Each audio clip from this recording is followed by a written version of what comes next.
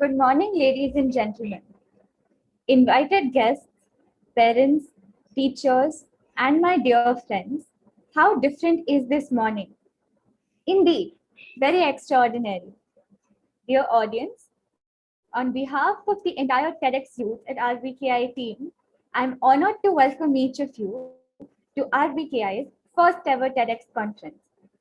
Today, you will witness dazzling speakers present their very best ideas right here at this stage. I assure you that today's event will be unforgettable. I assure you that the event will be full of exuberance and brilliance. TED is a non-profit organization devoted to ideas worth spreading. Started as a 4-day conference in California 30 years ago, TED has grown to support its mission with multiple initiatives. The 2 annual TED conferences invite the world's leading thinkers and doers to speak for 18 minutes or less. Many of these talks are then made available free at TED.com. In the spirit of ideas worth spreading, TED has created a program called TEDx.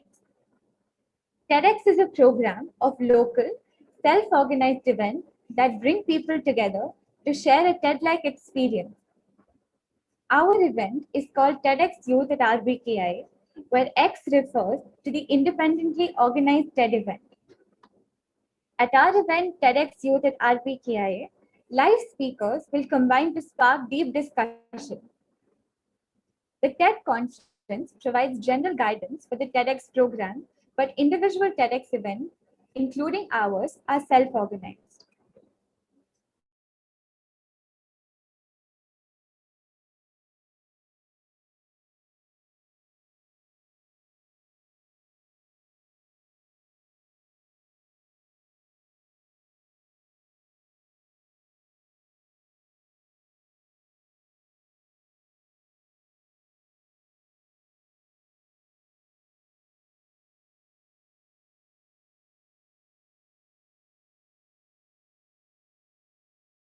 Events are held every year in 170 countries. It's a remarkable thing.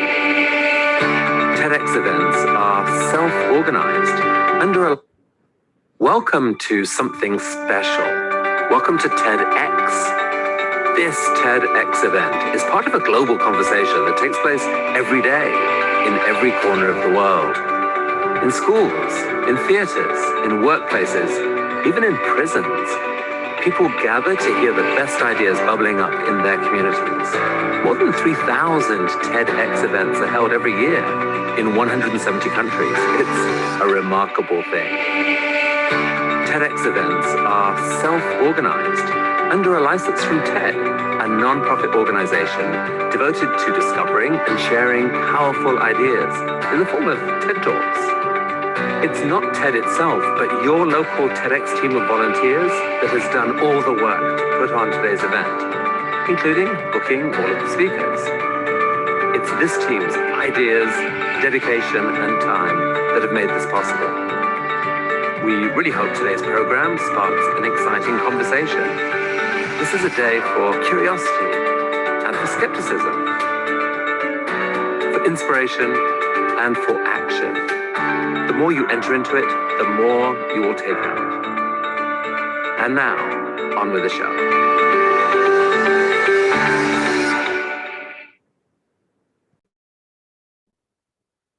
TEDx Youth at RBKIA provides a platform to bring into the limelight the significant things that we're neglecting on a daily basis. We believe that we must help our minds to shift our focus towards the unnoticed things, changing the way we perceive the world around us. This TEDx event at RBKIA hopes to spark new, unique ideas and inspiring thoughts. Assisting this desire, TEDx Youth at RBKIA is proud to present to you Observing the Unnoticed. When you open your eyes, what's the first thing that you see? Most of the things in life go unnoticed, no matter how large of an impact they can have. The reality is, it's not always about opening your eyes to the unperceived. It's about opening your mind, opening your heart, opening yourself to new experiences. Observation is a full body experience. It goes beyond what we see, touch, and hear. It's about what we feel, what we think. It's about learning how to comprehend our deepest and truest senses. Why do we fear? Why do we love? Why do things work the way they do? What are we not seeing? What makes the bigger picture? Because, in fact, we never see things in the way they truly are. Things morph from one person's perspective to the other. Just how you've never truly seen yourself in the mirror, how others can see you. It's truly a mystery how sometimes we cannot see that which looks us right in the eye. We're negligent, we're unaware, and that is our blind spot. And it's not only a matter of seeing, it's of observing. That is when it becomes a choice. Observation is objective, and that is the truth. What you observe, what you see, what you identify is unique to you and only you. But sometimes you'll need someone to open your eyes. It's time to observe what's hidden, to see what we're blind to, the things that really matter. Together, let's rethink the ties that connect our world and mold a new vision. May this first edition of TEDx Youth at RBKIA be the beacon of many more highly successful editions in the future. At RBKIA, we're fortunate to be always led by dynamic leadership. One of our guiding lights, our principal, Ms. Monica Sarang, will now address us. Good morning to all of you. I walked into school one day, and as I walked in, there was nobody around. I saw a gardener in the corner of the school, so I walked near him, and at a little distance, I saw him plucking some weeds. Next to him was a big green basket and a sickle. So I wondered, and I asked him that how long would it take for you to complete your work? Just before that, I had a tiff with the admin manager, and I had asked him why were there so many weeds around the garden.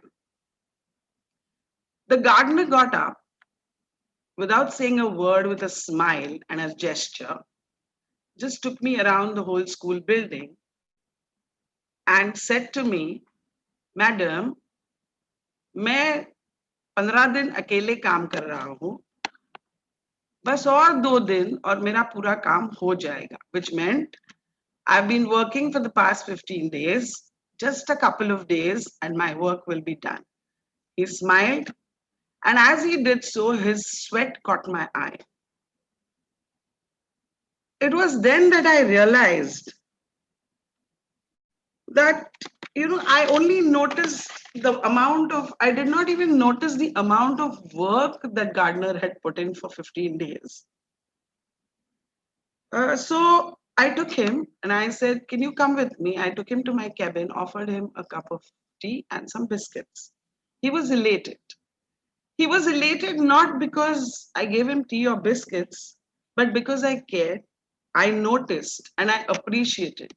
I appreciated because he had made the sickle on his own with whatever laid around him, the idea.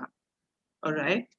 So I noticed, I cared, and that changed my perspective, my own perspective. Very often we notice what we focus on. Our perceptions are rigid. We need to change our focus and notice the unnoticed. Today, we are in a field of education where every course is competitive and challenging.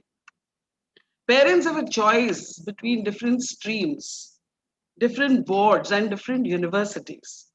Students too have a varied choice of subjects, choice to decide what they want to do or want to be. Many parents are still persuading their children to take up or to become doctors or engineers, especially in Asian countries, because they still feel that these professions reflect intelligence.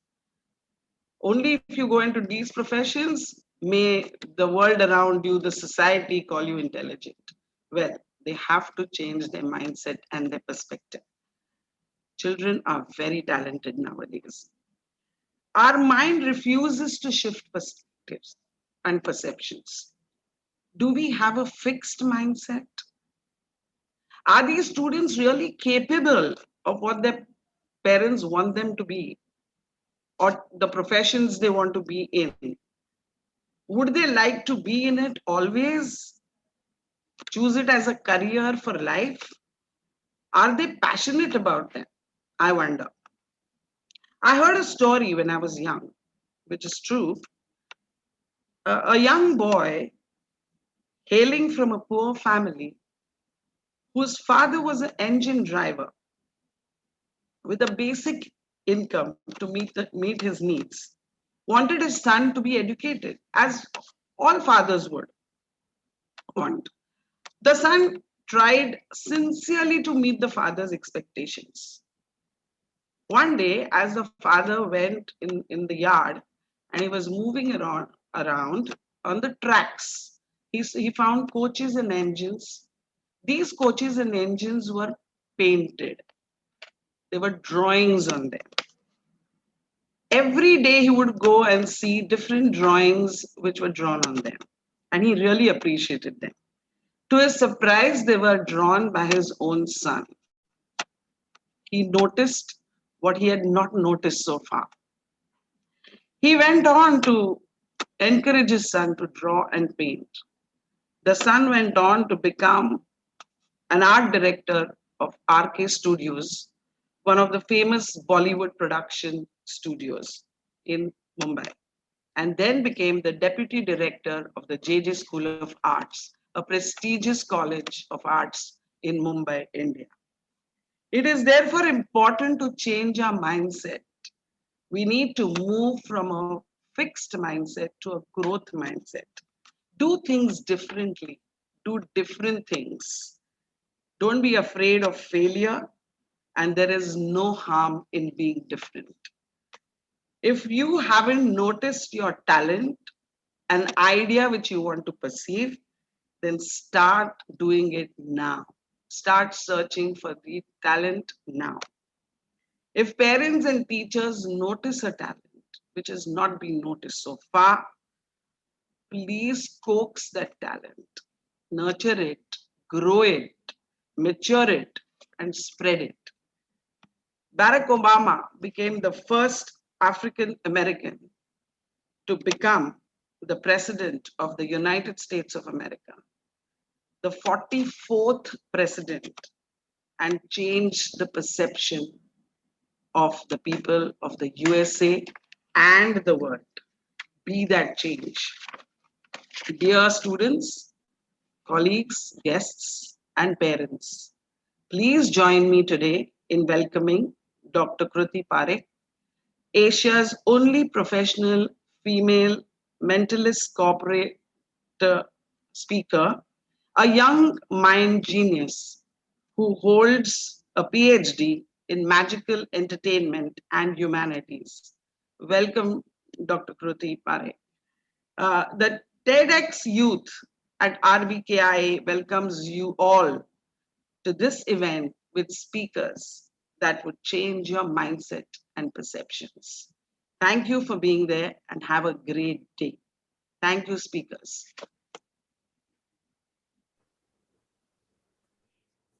Thank you, Ms. Monica Saram, for those words in your inimitable style.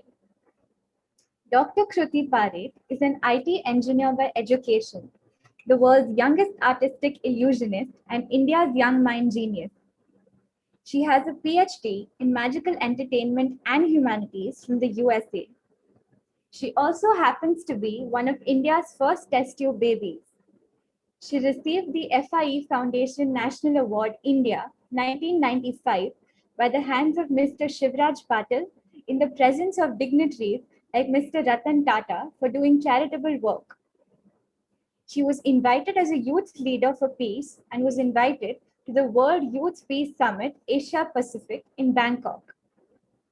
She runs the Kruti Magic Academy, where she trains young aspirants to become magicians.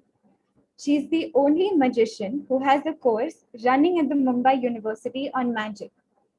She is also the recipient of the National Youth Award 2013. Mr. Bill Clinton, the former president of the USA, has shown willingness to work with her and help her to create a brighter future for young people. She's also adopted a school named Sharda Mandir High School at Gamdevi, Mumbai. In this school, she supports 1,000 slum children and is working to make the school eco-friendly and one for child welfare. Ms. Kruti Parekh has researched extensively on the mind for 9 years and has developed a special presentation that would explain the science of mind and how we can empower our mind.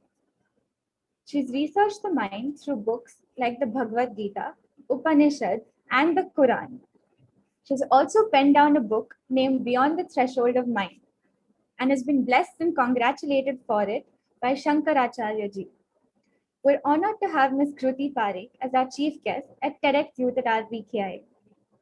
I request you, ma'am, to please say a few words.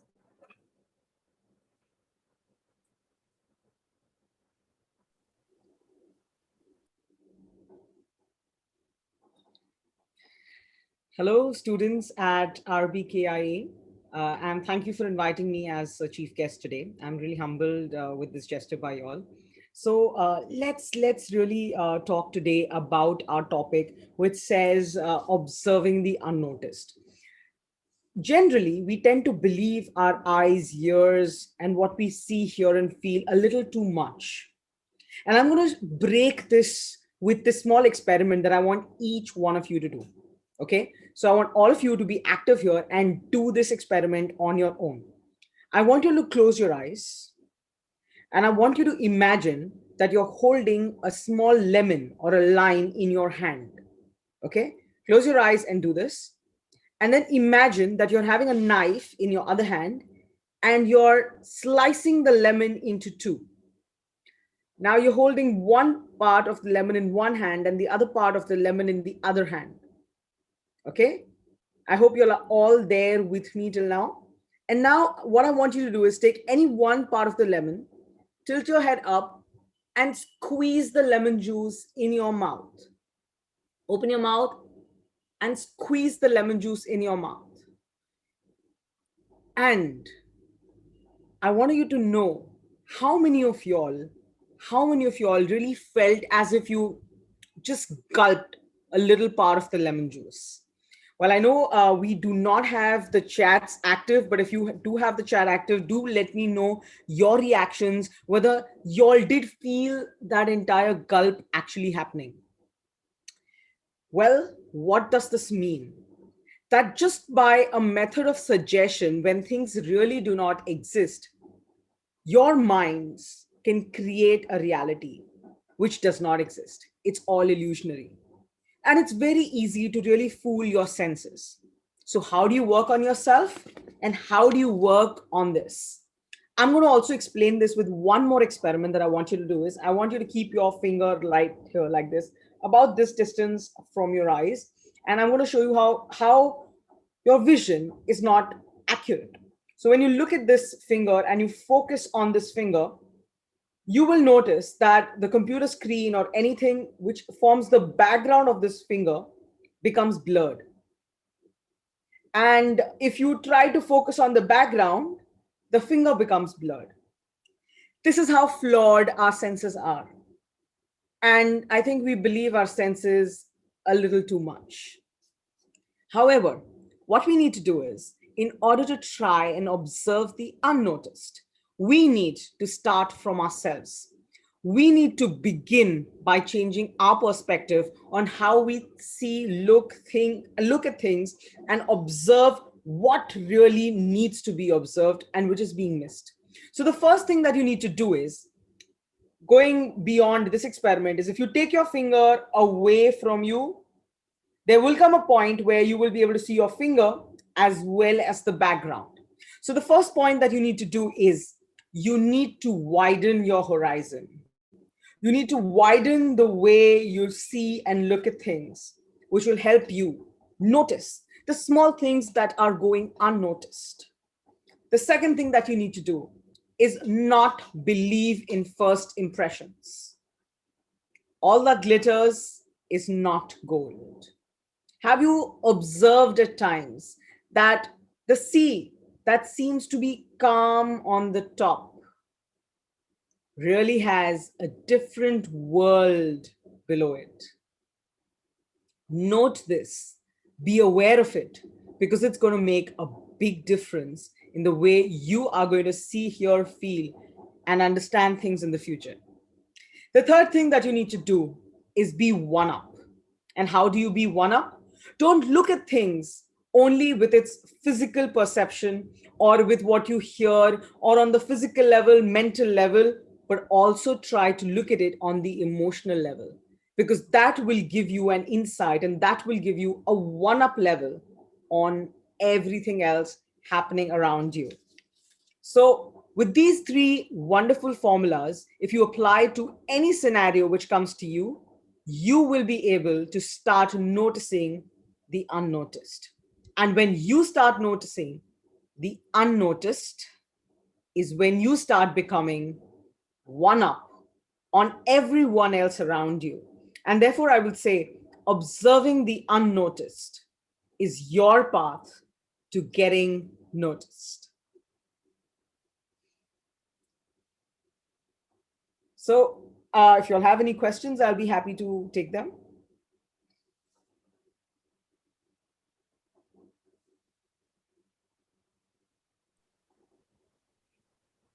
Thank you so much, Dr. Kriti Parekh. We're honored to have you at TEDx Youth at RBKIA. Thank you. Before we proceed, I'd like to go over a few housekeeping guidelines so all of us know how to participate in today's event. At any time during the conference, you will have the opportunity to appreciate speakers and their talks. For this, we have reactions at the bottom of your screens that allow you to provide feedback. For example, if you really like the talk, you may use the clap hand reaction. Furthermore, many of the talks contain interactive questions for which we request you to use the raise your hand feature.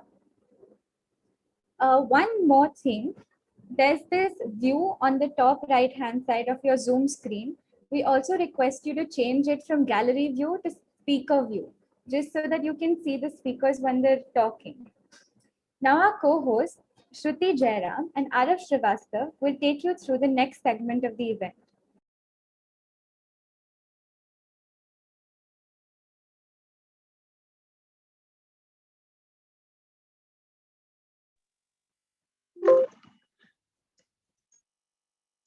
Have you ever wondered what exactly failure is? Our first speaker is an enthusiastic and zealous artist who will enlighten you about the anatomy of failure. Everyone, give it up for Adya Shetty.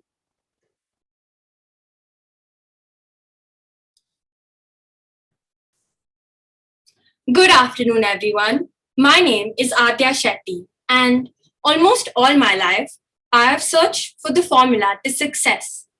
But throughout those years, I found something even better. As no stranger to failure, I'm here today to discuss with you the anatomy of failure. Now, I would like to tell you a story about a boy born in a village as the youngest of two siblings in a wealthy family. However, destiny had other plans for him, as when he turned 5, his father left his family. His mother was now left with the Herculean task of bringing up her 2 children, and eventually, sheer poverty forced his mother to send him to Bombay to work with his uncle. So here was this bright young boy, all of 9 years old, working a 12-hour shift as a dishwasher in a restaurant. The boy, however, had a burning desire to learn and hence joined a night school. he would read endless hours under the street lights. The same street lights were witness to him completing night school and college, all the while working. From a humble dishwasher, the boy had now become a graduate lawyer. He had big dreams and started applying for an office job. However, jobs were few, and he kept getting rejected, sometimes due to his South Indian accent, sometimes due to his oil-stained clothes, and others for petty reasons. He tried harder and harder, but eventually he had to compromise and settled on a job as a factory worker. Now let me pause here. What can we learn from this story? Well, to me, it is that sometimes, no matter how big your dreams are or how hardworking you are, your story may not end in success. The world around us is changing at a fast pace. Across all forms of media, the world is abuzz with numerous accounts of great success. Often, when we try to emulate the same behavior as these people, the only results are the sour feeling of disappointment. I myself am guilty of this practice, and I've been hard on myself when I fail to achieve the desired results. That was when I began to wonder why, in spite of succeeding at ticking all of the right boxes, businesses still fail, and so do people. Often, knowing what not to do is more important than knowing what to do. Most times, we fail to observe exactly why the qualities that we attempt to replicate are not the right ones for us. So today, I would like to share what I have understood about the intricate anatomy of failure. As I began to seek answers into what causes one to fail, I realized that the most fundamental failure is the inability to look within. One's journey to avoid failure begins with a deep introspective search. To quote Jim Quick, if an egg is broken by an outside force, life ends. If broken by an inside force, life begins. Great things always begin from the inside. Now, only once you take the effort to become aware of who you are will your purpose and vision come into focus. The journey of self-evolution, in all likelihood, will point you in the right direction to find your true calling. For all those who forget to take this step, the journey ends here. Yet, even some who have mastered the art of being their true selves have historically failed. Why is this so? We've all heard the phrase, the early bird gets the worm. But that isn't always true, is it? Take the Microsoft tablet device, for example. It was released in 2001, the only of its kind at the time. Yet, it was critiqued for being all too similar to the average phone.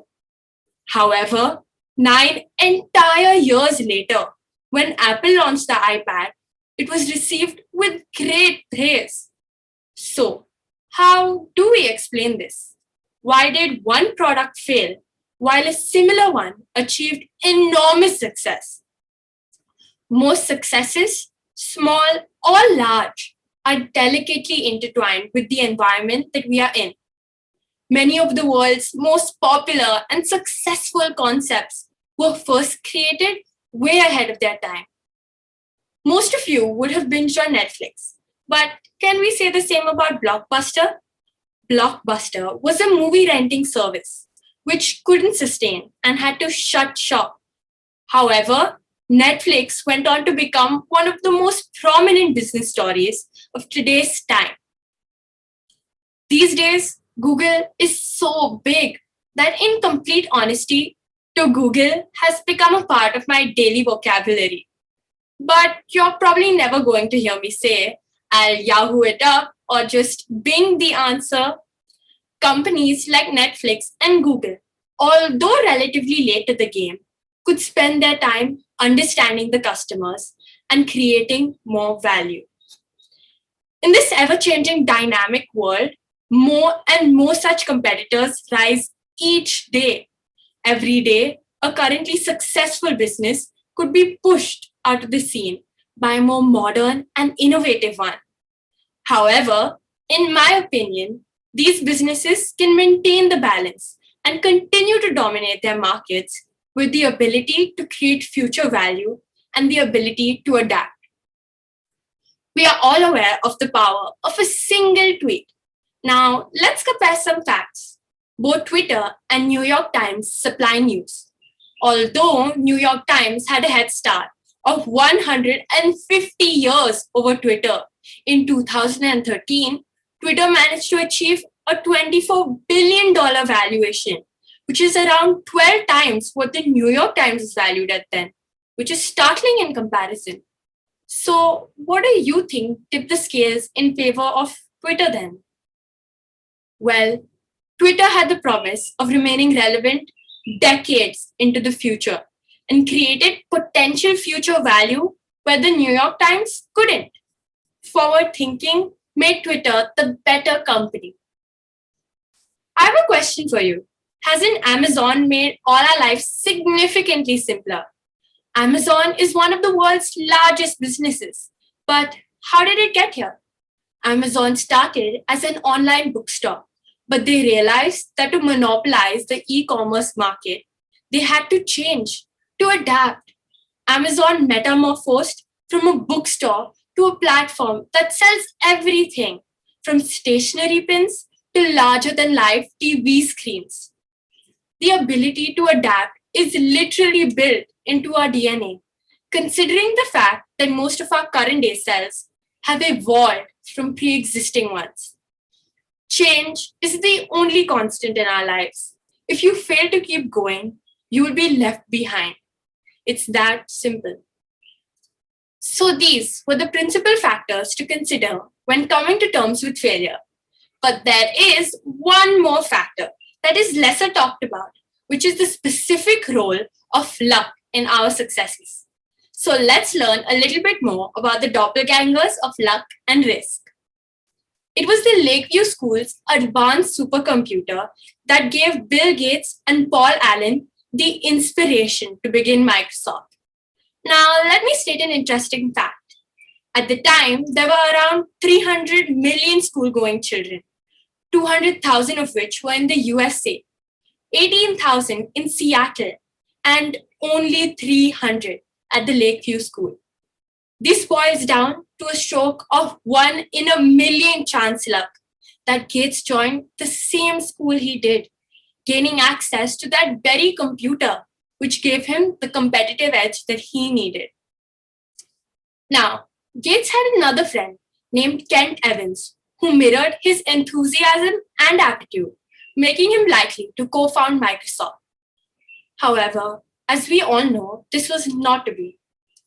Evans, unfortunately, passed away at the age of 17 in a mountaineering accident, which, incidentally, was a 1 in a million chance risk. The point is that it was Gates' luck that allowed him to dream big, while it was Evans' risk that stopped him from doing the same. Luck plays a huge part in our successes, which means no matter how carefully you attempt to duplicate one success, luck isn't something you can reliably emulate. Now, before I can conclude, I would like to complete the story. You know, the one I commenced with, of the little boy who grew up to be a diligent worker that just couldn't seem to catch a break. Well, a well-handwritten letter granted him the opportunity to meet the company chairman, who, upon seeing the boy's aptitude, instantly promoted him. I know, something as seemingly insignificant as good handwriting gave him the grounds to grow and to achieve his dreams. This man was my grandfather. He continued to work hard and eventually retired as the director of that very company and continued to set up his own businesses on the way. So, to everyone listening, may we all fail fast, but may we use each and every failure as a stepping stone to learn, grow, and persevere so that we may all eventually achieve our dreams. Thank Thank you.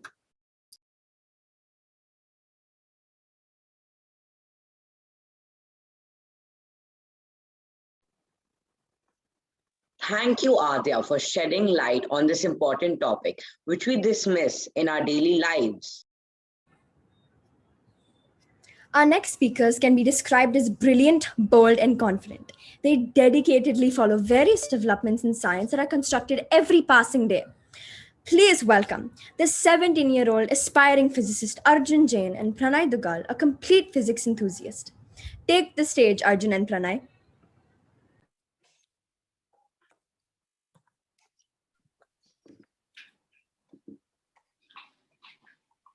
Let's start with a question, shall we? What are we really made of? As far as we can see with the naked human eye, when looking at the human body, the answer normally ends up being our muscles, organs, bones. But what happens if we look further inside? We find cells, and within them, our DNA. But we need to go further, all the way down to atoms. Then even further, to the very nucleus of each individual atom. And here we are, the beginning of it all. But can we go deeper within? And what will we find when there's nowhere else to go? Well, that's what we're here to tell you. Ladies and gentlemen, we are Arjun Jain and Pranay Duggal, and we welcome you to our TED Talk on string theory, the product of everlasting curiosity. Human beings have thrived for so long, only because of their urge to find and to know. This urge will compel us to do anything so that we can receive knowledge. This urge has also led people to ask the question that marked the very beginning of complex human civilization. What is everything made of? This single question has led to the greatest scientific revolution the world has ever seen. The microscopic composition of different substances would go on to determine almost all of the interactions and phenomena that we can observe today.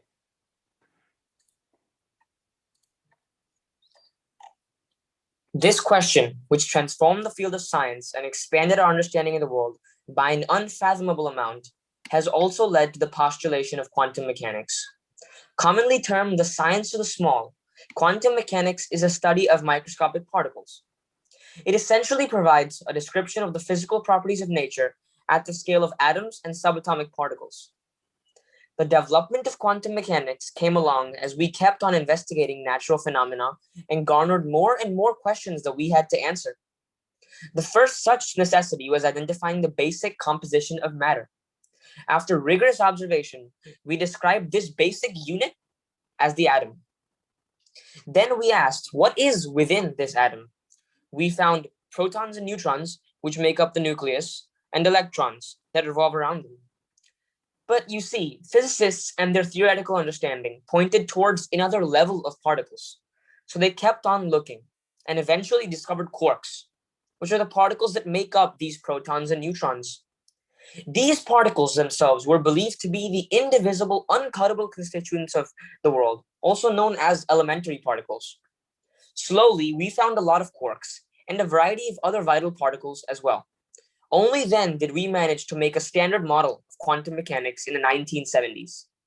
This standard model describes not only the elementary particles, but also the forces and laws that control both their interactions and motion. By now, humans have analyzed the field of quantum physics and discovered a concrete and thorough model that acts as the base of all our knowledge. However, its sheer importance doesn't mean that it's entirely untouchable. In fact, multiple physicists today are trying to fill in the few gaps that remain in the standard model. They have theorized that quarks are in fact not the final frontier. That's right, there may be something we can identify that resides within quarks, giving them their composition and characteristics as we know it. And what is it? No, it's not another particle. What it may be, though, is a length of pure energy that could perhaps take up different forms and frequencies to create different particles.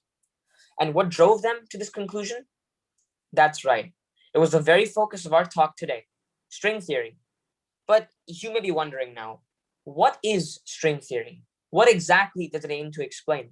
And just how did we get all the way here? To answer those questions, we'll need to take you back in time, all the way back to the beginning of the 20th century. Let us set the stage for you. It's 1905 and you are Albert Einstein. Your clever observation of motion in day-to-day life led to the creation of the theory of special relativity, which connects an object's speed to its mass and position. Soon though, you notice that this theory doesn't include the effects brought about by the force of gravity. This led to the release of your paper on the general theory of relativity 10 years later, which stated that the force of gravity is simply a series of warps and curves in the dimensions of space and time, where matter and energy are present. Essentially, any matter or energy that exists creates a sort of valley in the fabric of space, which is otherwise flat. The heavier the mass of the matter, the greater the valley created by it. This is how the sun, approximately 148 million kilometers away from us, is able to keep the Earth in its gravitational field. It also enables the moon to stay in the orbit around the Earth. Once this theory was verified by the use of astronomical observations, Einstein gained greater prominence around the world. His theories became much more widespread and led other physicists, fueled by curiosity, to spawn numerous similar conjectures. This craze caught the eye of a virtually unknown German mathematician, Theodor Kaluza. Kaluza, like Einstein, was in search of what we call a unified theory. That's one theory that might be able to describe all of nature's forces from one set of ideas or principles. So Kaluza believed that since Einstein had been able to describe gravity in terms of warps and curves in space and time, maybe he could do the same with the electromagnetic force. Kaluza's goal in this aspect was to describe the force of electromagnetic attraction as Einstein did, which was in terms of warps and curves. That raised the question, warps and curves in what? Einstein had already used the dimensions of space and time to describe gravity, and there didn't seem to be any dimensions left to use. This predicament got Kaluza thinking, and he came to a certain conclusion.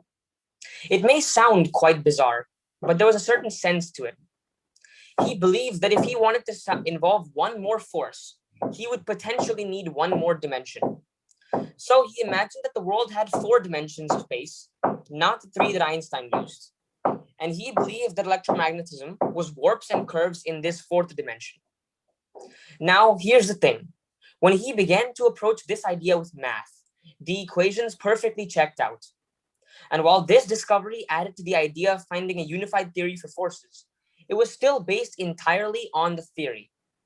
But if you attempt to analyze this statement from a more practical standpoint, 2 questions arise. First off, if there are more dimensions of space, why can't we see them? Secondly, does this theory really work in detail when you try to apply it to the world around us? The first question was answered by a man named Oscar Klein in 1926. He suggested that dimensions might come in 2 varieties. There might be big, easy-to-see dimensions, but there also might exist tiny curled-up dimensions, curled up so small that even though they're all around us, we can't see them. For instance, take a good look at this box. Well, to be exact, it's a pen holder. But from your current perspective as a viewer of this presentation and its current orientation, can you really tell that it is a box? No, because as it is, you can only see it from a one-dimensional viewing angle. This makes it look like a colorful rectangle drawn on a piece of paper. Hence, to see it in a greater number of dimensions, we need to alter our perspective. For that, observe the following positions. We have the first dimension of space as described via the box, top to bottom. Then we can see the second dimension of space, forward and backward. Finally, we have the third and last dimension of space that we can currently see, left to right. This further illustrates the idea that there might be different types of dimensions and that different perspectives and scales would enable us to see them all. The same concept applies with an object that is, for instance, smaller than us. This idea itself became known as string theory. Now, what about the second question we asked? about whether this idea works in the real world? Well, Einstein and many scientists spent years and years attempting to refine this concept and apply it to physics. But it didn't quite work. The calculations just didn't check out. So, into the 1940s, it was quite popular, but the lack of mathematical support soon led to the disinterest surrounding it.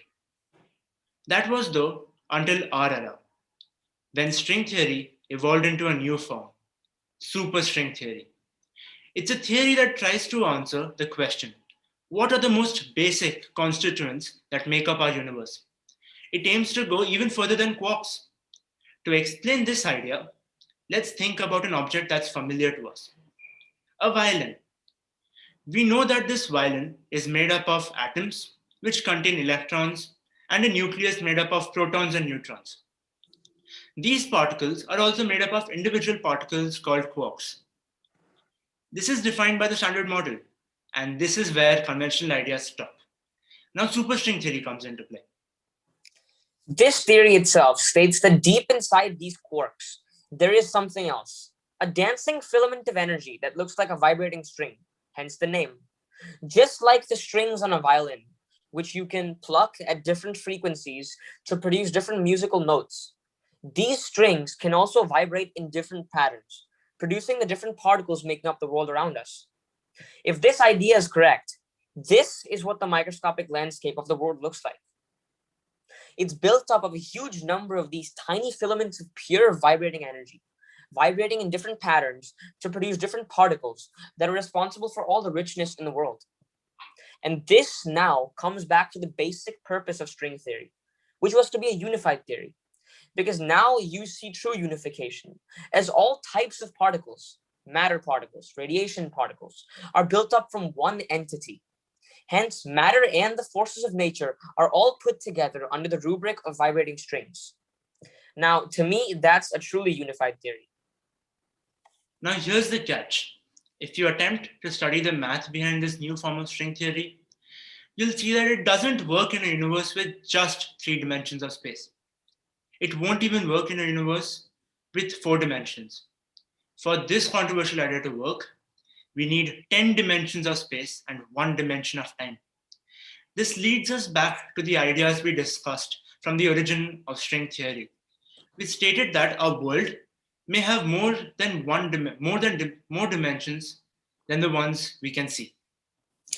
So you might think about that idea and say, all right, assuming these extra dimensions exist, how does it matter to us? More importantly, how does it matter to the progression of science? Now, that's an important question to answer, and here's why. You may know that in the universe, there are about 20 numbers, 20 values that are the most important constants to ever exist. For instance, the mass of a certain particle or the strength of gravity. If these values were off by even 1 decimal value, we wouldn't exist at all. Studying these additional dimensions, though, could clue us in to why these numbers have their exact values and why changing them ever so slightly would upset the cosmic balance like never before. String theory is meant to unify quantum mechanics with gravity. But to date, there has been no experimental proof for this theory. It suggests that the strings exist in 11 dimensions without knowing how each of the dimensions is compactified. This makes it extremely difficult to even understand how to design an experiment. Multiple physicists currently believe that it is close to impossible to prove the theory. However, the other half is confident in the mathematical insights which are provided by the theory. This belief keeps the theory alive and keeps our hopes alive that it will someday unify all of physics. Even though it has not been able to do that yet, it was still used by physicists to solve problems in quantum entanglement. Now, this raises a question. Will this theory ever be proved? Well, it's a possibility because the development of physics can take the wildest of turns. And that, ladies and gentlemen, is a quick summary of string theory as a whole. It wasn't perfect, but hopefully it was enough to pique your interest in a concept that has been both intriguing and elusive for physicists for almost a century now. But what's more important for all of you to pick up, at least in our eyes, is the fact that all of this was only made possible by the wonder that is human curiosity. We would cite hundreds of examples of how this has been crucial to development over the course of history. Take Einstein, take Kaluza. But in the end, it all boils down to the first humans asking that fateful question so many millennia ago. What is everything made of? And from there, it began. The era of science. Thank you. Thank you. Thank you, Pranay and Arjun. That was an insightful and brilliant talk about string theory. Coming up next is a creative thinker who is surely going to amaze you. Ira will address the terrifyingly perfect reality of the social media and the science behind our daily dose of internet.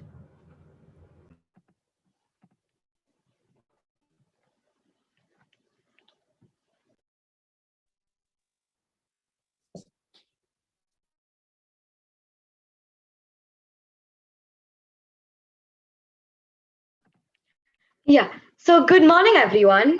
My name is Ira Shah, and I'm here to talk about the social media adversity, the addiction dilemma. As we all know, tech addiction is an incredibly spoken about topic globally, but why do we get addicted? What goes on behind the screen that hooks us onto the apps? How is it even remotely possible that social media knows everything about us? I mean, who's behind all of this? When we think about some of the problems that social media has caused, there's so many instances that pop into our head. There's tech addiction, fake news, conflicts, brain damage, etc. But is there something beneath all of this that's causing all of this to happen at once? I mean, when you look around you, it feels like the world is going crazy. You have to ask yourself, is this normal? Or have we all fallen under some kind of spell? What we need to understand is that social media is competing for our attention constantly. Companies like Google and Facebook are some of the wealthiest and most successful businesses of all times. A lot of people think, well, Google's just a search box or Facebook is just a place for me to see what my friends are doing. But what they don't realize is that social media is tracking your attention and your every move. Instagram, Facebook, Twitter, YouTube, companies like this, their business model is to keep people engaged on the screen.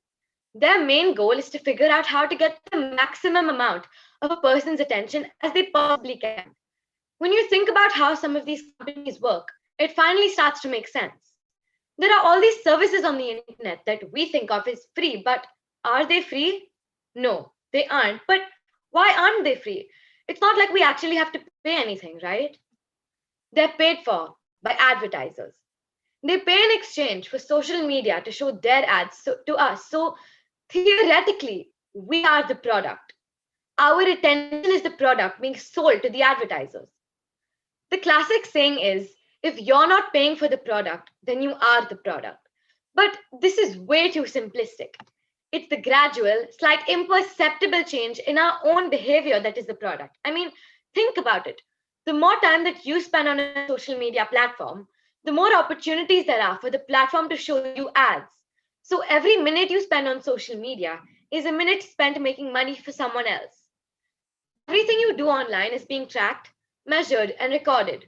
Every single action you take is being carefully monitored.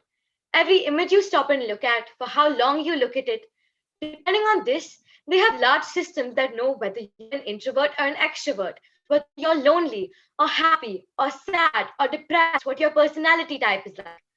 They have more information about us than we could ever possibly imagine. All of this data that we keep pouring out all the time is being fed into these systems that have almost no human supervision, that are going to make better and better predictions about what we're going to do and who we are. We know that these apps track our every move. Many people call this surveillance capitalism, but it's capitalism profiting off the infinite tracking of everywhere everyone goes by large technology companies whose business model it is to ensure that advertisers and their businesses are as successful as possible. It's almost as if social media has an avatar-like model of us. All the things we've ever done, all the clicks we've ever made, all the videos we've ever watched, posts we've ever liked, all of this gets recorded and brought back into building a more and more accurate model. When the model is finally built, it can easily predict what advertisements and posts will keep you engaged. Their main aim is to make sure that you always feel the need to be on that app. At many of these companies, there's three essential goals. Firstly, there's engagement, which revolves around driving up your usage and to keep you scrolling. Then there's the growth goal, to make sure that you are using the app constantly. Finally, there's the advertisement goal, to ensure that as those previous two goals are happening, they're making more than enough revenue from advertising. But aren't our brains so much more complex than that? I mean, simply posts and advertisements can't be the only thing that makes us addicted. Well, of course it isn't. Social media apps have special design features that practically manipulate our brain chemistry. I mean, consider the pull to refresh feature, common to social media apps, while dragging the screen downwards prompts the screen to refresh. This basically takes advantage of our attraction to unpredictability. Psychologists call this the intermittent reinforcement. Sometimes when we check social media, there's something exciting waiting for us, but sometimes there isn't. It's the unpredictability that keeps us coming back. Once you're trapped in a vicious spiral of infinite scrolling, social media apps just don't want you to look up. That's why feeds are deliberately designed to be endless. Another example is the posts on your newsfeed. These could easily be presented as pages, just like Google search results. But then you would have to do something active, like click through the next page in order to continue, which is exactly what social media apps want to avoid. Video platforms like YouTube and Netflix use the exact same technique. They automatically start playing the next video or episode in your queue within seconds of the previous video's end. Sure, you could just press stop, but wouldn't it be so much easier to just keep watching? There's no question that these design features are effective, but what's good for profits isn't so good for our mental health, is it? Studies have linked excessive social media usage to sleep deprivation, anxiety, loneliness, and depression in teens. And given the design tricks we've spoken about, this is, well, perhaps no surprise. The attention-based business model of social media platforms means that the goals of their users are, well, often inherently at odds. Social media isn't designed with your long-term happiness in mind. It's designed to capture as much of your attention as possible right now. There have been some successful efforts to finding a solution. These efforts, if successful in the future, will be extremely slow. But in the meantime, there are things that we can and should do to develop a healthier relationship with our devices. In the words of Alfred Tennyson, if you feed the beast will destroy you. If you push back on it, you have a chance to control it and rein it in. Now that we've established an array of problems, we haven't really talked about a solution. The truth is, there isn't a solution. The topic is not spoken about enough to be able to formulate a solution. People around the world simply don't consider this problem a threat to our health or well-being. However, there are some things that you can do yourself. You can limit your social media usage or even do a digital detox. Even though in today's world, it's nearly impossible to live without our gadgets, taking breaks from social media will prove to have excellent benefits on our mental health, sleep, and overall health. When you stop notifications from disturbing your normal routine, you might find it so much easier to concentrate on daily tasks and not get distracted so easily. Notifications are a constant reminder that there's something happening in the online world, and we feel like we're missing out. You could also set screen time limits to your apps, where you set a limited amount of time to use a particular app. An app called Daywise lets you schedule times for receiving notifications so that it's not constantly distracting you. The Do Not Disturb feature on the iPhone silences all calls and notifications, like vibrations or the screen lighting up, when the phone is locked. The grayscale effect is also an effect, and that's a method to reduce your usage. By eliminating color and seeing the app in natural hues, not only will it save your eyes, but you'll probably be less inclined to watch Instagram stories every second of the day. By raising more awareness about this, we can steadily make this a topic of discussion, bringing the world just a little closer to finding a solution. Thank you.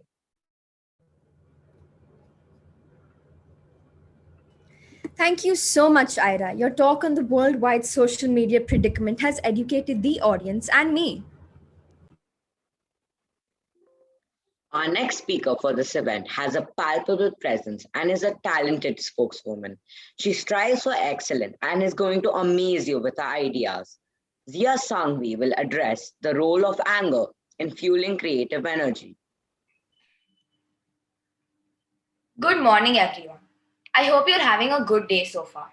I'm going to start off with a few questions.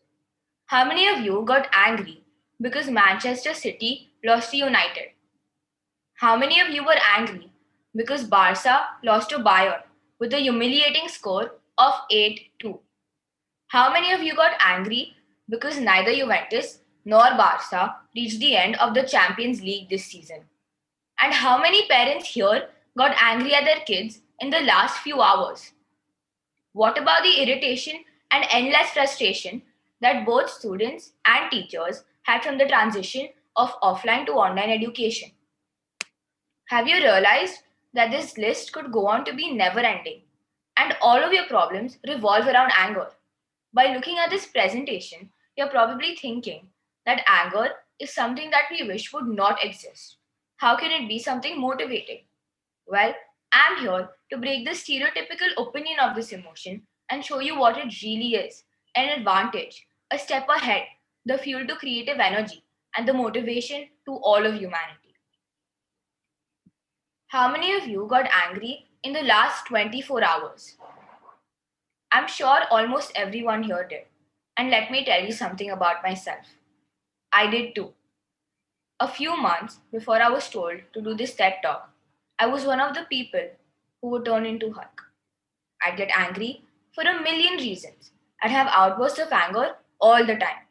I was someone who was always raging at people by expressing it aggressively, by wildly screaming at the top of my voice, freaking my friends out by going all caps lock on social media, and I'd go crazy if I lost a football game. I'd let my temper get the best of me. I mean, let's be honest here. All of us have had our own turns of losing control of our temper, and usually we result in either conflict or damage in relationships. I'm sure everyone here can relate. Experts suggest that the average person gets angry at least 15 times a day and expresses it aggressively at least once. But we're all guilty of ourselves showing aggression and anger so much more than that. I'd get angry for an ocean of reasons, no matter how small or big they'd be. I got angry hard, and my face would turn red like one of those cartoon characters in memes. Whether it would be due to provocation, injustice of social problems like sexism, racism, and gender equality, insults, offensive behavior, or something as small as someone fouling me in sports, my face always turned into a pumpkin. Due to all of these outrageous, impatient, and frankly extremely annoying experiences, we've all learned that anger is one of the worst emotions. It causes damage in relationships, distrust in friendship, and ruins opportunities. The dictionary defines anger as a conflict emotion of strong feeling of annoyance, displeasure, or hostility. But here's the irony. While everyone wishes anger to be inexistent, is the worst emotion, at the same time, Hulk, a character driven by anger, is loved by everyone. I have a secret that I want to tell you today. Anger is one of the most beautiful emotions existing in the human body, and anger is the motivational fuel of humanity. We all know that we get angry due to provocations, insecurities, beliefs, values, and so much more. But what are the impacts of anger? And what is the purpose behind this emotion? Have you ever noticed that the moon has 12 phases, and scientists around the world are trying to learn more about it every day? In fact, people even want to colonize the moon, while others, like you and me, never even care to think of the possibility that something we witness every single day of our lives, like anger, has another side to it. An amazing one. I think we all need to acknowledge that every coin has two sides. And while one side of this emotion has negativity and aggression, the other side holds an entire world of hidden beauty, positivity, and creativity. Anger is, all of us often express anger aggressively because the amount of energy in our bodies is very overwhelming. Anger is created when chemicals called catecholamines are released, causing you to experience a burst of energy lasting up to several minutes. So basically, anger is a spike of overwhelming energy within your body.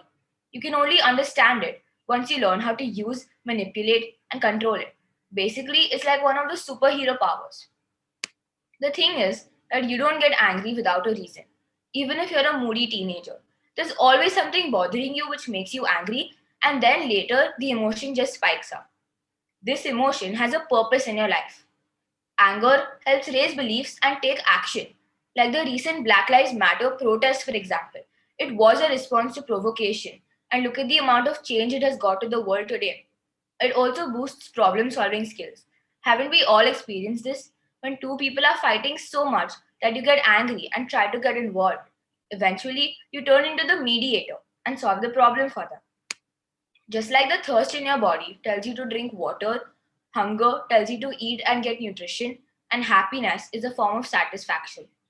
Anger is a signal emotion of self defense, awareness, pride, justice, and helps in expressing oneself. In fact, in a series of studies recently published in the Journal of Experimental and Social Psychology, they found that people who get angry more often are less likely to think in the common systematic way. They tend to rely on broad global cues, which most people know about but tend to ignore. This way of global processing literally means that people who get angry more tend to look at the bigger picture. Another study pitted two teams against each other. One team was told to remember an experience which made them very angry. After this, both teams were told to write an essay. It turned out that the anger team came up with more ideas compared to the normal team. In fact, the enraged team's essays were twice as better than the other. They were more creative and turned out to be more original. This proves that anger can be used as much more than just outbursts of emotion. It can be turned into an advantage. Therefore, anger fuels creative energy. All of us know Hulk, right? The big, green, muscular giant Avenger. Although it's a fictional character, it teaches us a lesson I think all of us, and especially Marvel fans like me, should have learned a very long time ago. The secret is that I'm always angry, is one of the quotes that inspired me to think very differently about anger. And it's what has helped calm me down but keep me fiercely angry at the same time. You'll understand how to do this by channeling your anger in a while. Consider the evolution of this character for now. The big green giant, originally it would Hulk smash, right? Break every single thing that came in its way. But later, in Endgame, the most recent appearance of the character is calm, composed, and relaxed. But even then, it can release that strength whenever required. This, in more real terms, is channeling your anger. As I've explained before, anger is nothing but a rush of overwhelming energy which is created as a response to provocation, and scientifically, energy can be stored. This means that you can store your anger and slowly release it whenever and wherever you need.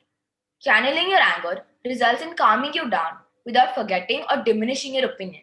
And at the same time, it keeps you under control, understanding, and in a clear state of mind.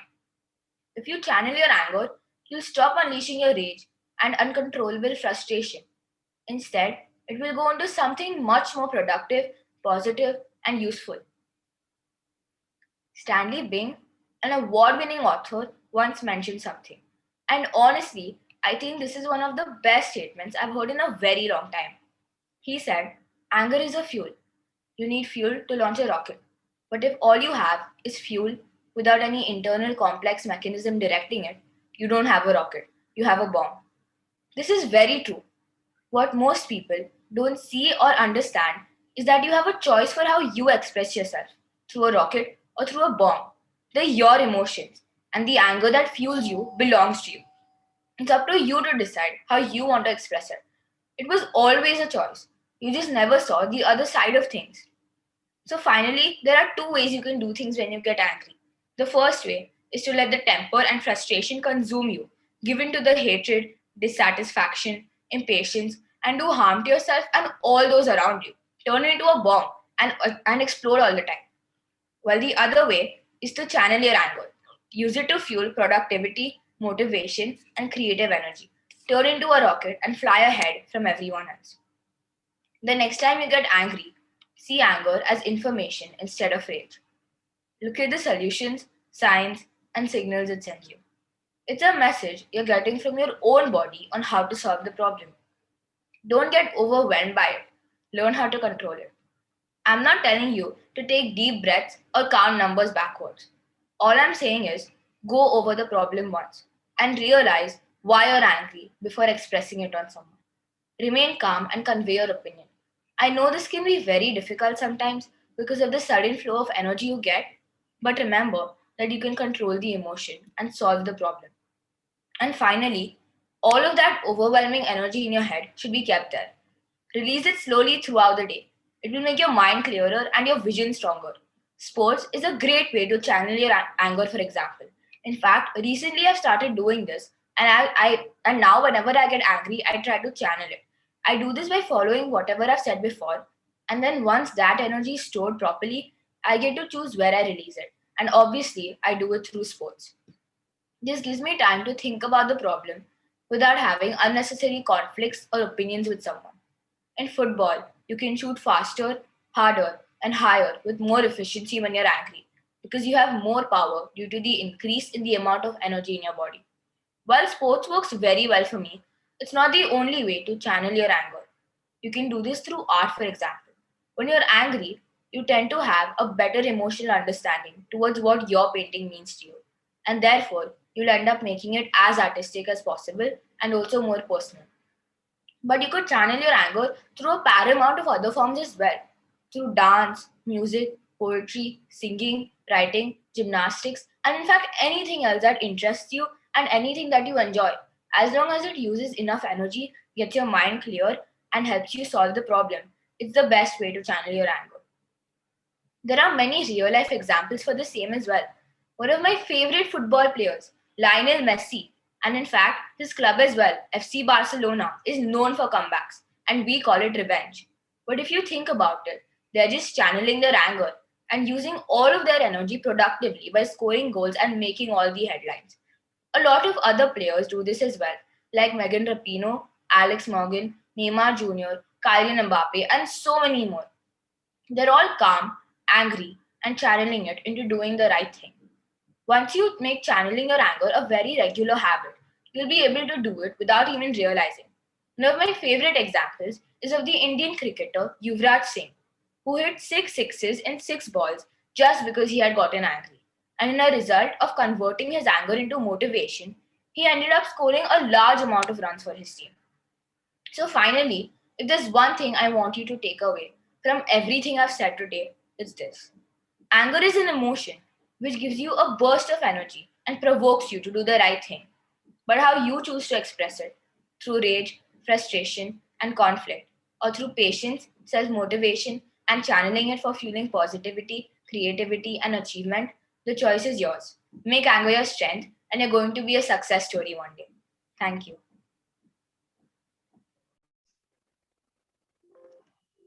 Thank you, Zia. You have captivated the audience by showing us a fresh and unique perspective on anger. Arriving now is a dedicated speaker who has interest towards the chemical world. His topic is observation, the science behind discovery and development, which is built around the role of observation and the spark that lit the fire of discovery. Proudly presenting Pratham Mehta. Ahead of speaking, for the succeeding minutes, I'd like all of you to close your eyes. I want you to use your other senses and try to create a perception of the moment at hand. You can hear me. In addition, you can acknowledge the fact that I'm not in front of you, but the sound is coming from your computer. It is also possible to lift your computer and feel its weight. Nevertheless, that's all. Because you can't see me, your perception of your surroundings is quite limited. You can open your eyes now. How does it feel? Doesn't it feel that you can assess the world better? That you can discern more? After that exercise, I think we can all agree that our vision is one of our most important senses, making the eyes an essential sensory organ. Factual research shows that we analyze over 80% of our surroundings using our vision. Let's pretend that all our sensory organs provide the computer found upstairs in our skull with data. Eyes provide visual input, our ears auditory, nose olfactory, and so on. Our brain then uses this data to create what I call a sketch of our surroundings. The more data we collect from our surroundings, the better the sketch will be. With our eyes closed, the sketch could look like an MP3 file of the commentary of a football match. When paying a little more attention to our surroundings, it may look like an oil painting. And when our spidey sense is online, it could look like a person standing in front of you. Trivia question. Does anybody know which school subject relies most on this data? Let's crack the code together. Which school subject is heavily based on what we see around us? Hint 1. It requires us to draw a sketch of our surroundings in our mind. Drawing. How about art? Talking of art, raise your hands if you like art. Wow.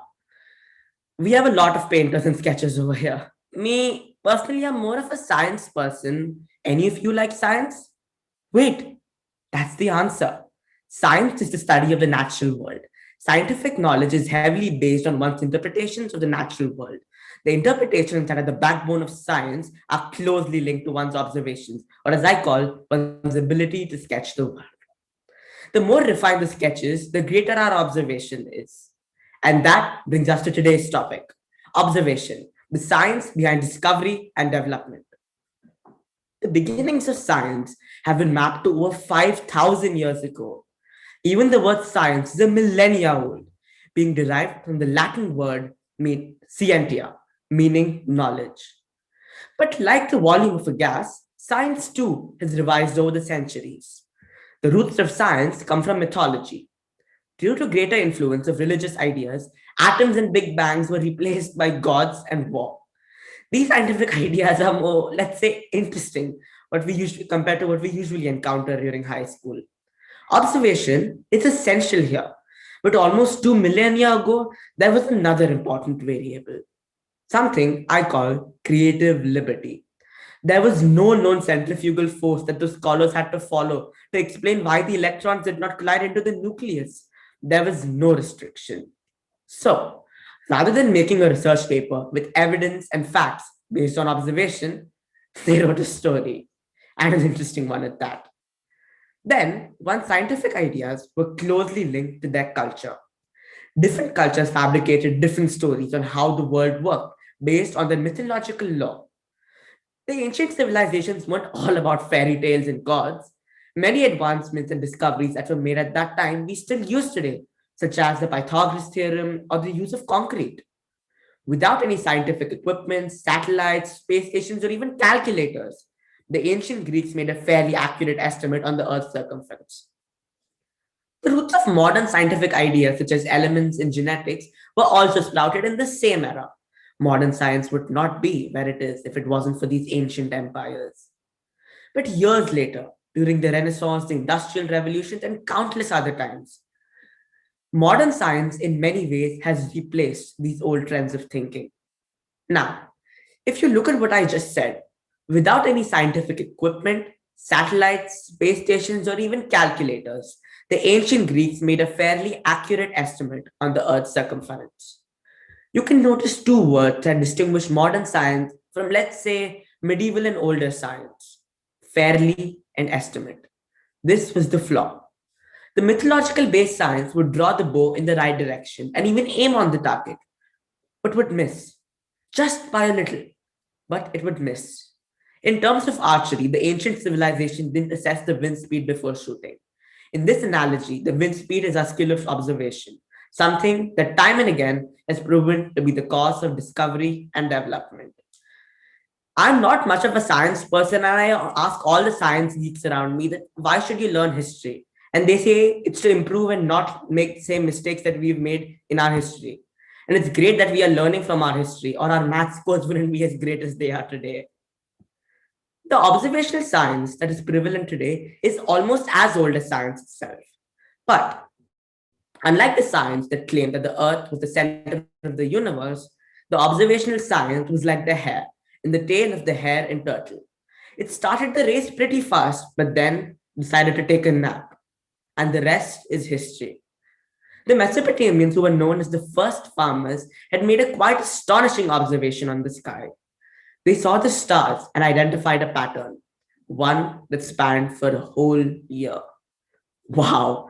Today, I don't think I have the patience to wait a week to watch the next episode of my favorite show. A year? It's quite an astronomical observation. One that helped develop an annual calendar and provided the knowledge of seasons, the expanse of a year, and constellations to the farmers of that time. This helped us create a yearly cycle of when to harvest the crops and so on. I guess a year of waiting finally paid off for them and us. Now, going a few thousand years into the future to the 16th century, let's meet a young 25-year-old Galileo who at this time was experimenting with gravity.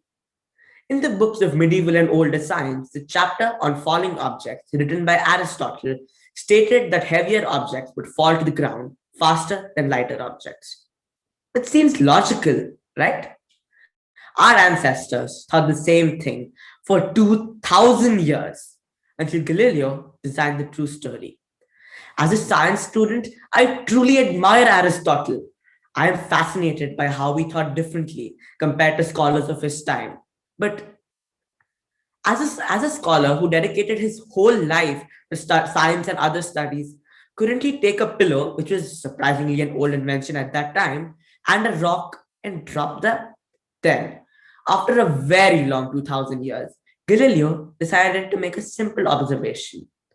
He, unlike his predecessor, decided to drop objects and finally added an observation based theory on the velocity of falling objects. That has proven to be true. Again, medieval and older science was replaced by a more evidential and observational science. About 10 minutes ago, I made a simple observation. Mankind's greatest tools in development and discovery are observation. And after that eventful journey through time, we can deduce my observation to be true. As a child, Thomas Edison once made his friend eat worms to see if it would make a fly. He made a simple observation. Birds fly and birds eat worms. I spoke of how observation has been the cause of major development and been the spark that lit the fire of discovery. It was the cause of us finding out about gravity or truly understanding aerodynamics. But these are all scientific. That is not the only field where observation is essential. As a student, it is really important to read the exam paper to make sure you take the right figures from the word problem and don't mistake a 1.5 for a 15. Believe me, I learned the hard way that reading the question correctly is as important as writing neatly in an exam. As a goalkeeper, it is essential to keep a close eye on all opposing players to be ready for every shot that comes your way. For a director, it is very important to observe every scene and part of the movie to create a flawless masterpiece. I started my talk with an observation, and I will end it with another. Observation is the cause of every success and failure in our lives. Thank you.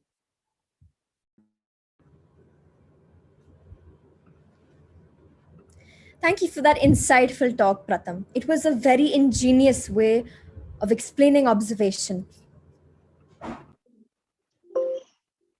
Our next speaker is Kaheed Jamraj. His talk will be exploring the grounds of our subconscious mind and lucid dreaming. Kaheed Jamraj, a true inquirer, will tell you more about the world of dreaming. Good afternoon. I'd like to start off by talking about this semi-gelatinous 3-pounder in your head, which we call the brain. It is where you live inside your body. It's a spectacular result of hundreds of billions of brain cells that have thousands of connections each. So you basically have trillions of brain states that make you up. Now, the brain is what allows you to contemplate on undoubtedly crucial questions facing humans. Who are we? Where do we come from? And where are we headed? Your brain allows you to think of the expanse of the universe, predict the past and the future. It's also able to think of its own consciousness, memory, and even human skills, such as mathematics, music, and leadership. Now, consciousness has been in the realm of philosophy, religion, and spirituality, but it's an essential attribute of the human brain. Everyone here has had 3 different states of consciousness. 1, being awake. 2, while you're sleeping. And 3, when you're dreaming. Now, we do not have the facilities or the technology to tell you why we sleep. We are simply unaware. What humans do know is that if you deprive animals from sleeping beyond a certain extent, they die. We do not know why, but they do. So there's still a lot for mankind to learn about sleeping, and we relatively know almost nothing about dreaming. Now, every single one of us here has had four vivid dreams last night. And by raising hands, how many of you in the audience can recall every single one of those dreams? Okay, what about only one of them?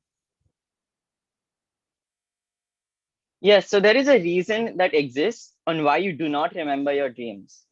This is because you sleep during a stage called REM sleep, rapid eye movement. This is a time when your eyes begin to literally jiggle rapidly in all directions. And as soon as that jiggly movement stops, your brain is hardwired to forget the dream you just had. That is why you only remember your dream from the time when you just got out of it or around the REM phase. Another interesting fact is that we are completely paralyzed during each of those dreams. So if I were to poke you with a sewing needle in your muscles, it would be a complete flat line. That is the level of paralysis that you were under. Eventually, you recover from your paralysis. Mesopotamian kings from the 3rd millennium BCE kept track of and interpreted these dreams on slates called wax tablets. They were made of wood and then covered with a coating of wax. And around 1,000 years later, Egyptians wrote a specific book of dreams that captured over 100 common dreams and what they thought were their meanings. And since then, we have been striving to quench our thirst to understand dreams fully. However, humans have derived some fascinating theories over the years. Fast forward to the 1900s, now Sigmund Freud proposed that our dreams have further symbolic meanings, including nightmares. He said that dreams related to the fulfillment of conscious and subconscious wishes. Freud believed that analyzing the primitive thoughts, urges, and desires would reveal the unconscious content in your brain. This may be used to resolve many psychological issues. Sleep can be great to improve mental task performance. However, dreaming is much, much better. Researchers from Harvard Medical School in 2010 observed that test subjects were much better at finding their way out of a 3D maze if they dreamt of it before their second attempt. This helped the research signal that our minds display a certain memory process while we dream. Now, unconstrained by reality and the rules of conventional logic, in your dreams, your mind can create limitless scenarios to help you grasp problems and formulate solutions that you may not even consider while you're awake. It's the reason that sometimes the best solution for a problem is to sleep on it. The constant activity that takes place during REM sleep and dreaming results in the brain functioning properly.